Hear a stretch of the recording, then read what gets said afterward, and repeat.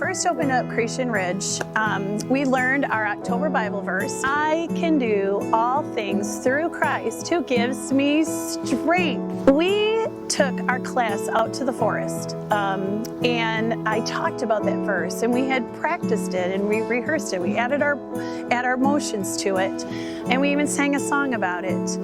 And I had my friends go in the ravine or the ditch, and we talked about how we had to climb back out of that ravine and ditch, and how tricky that really was. We would have slippery, our boots were slipping in the dirt. We didn't know. Some of us had to get our hands dirty. We weren't sure about that.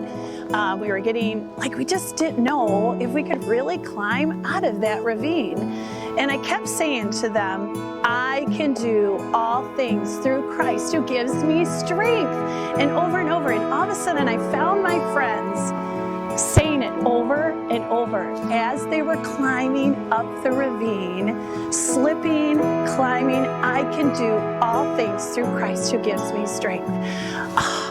I had to stop for a moment and say, this is really what God's Word wants us to do. He wants us to take it in our mind, our heart, and our physical strength, and to put it and to apply it, but to really internally, physically feel God's Word.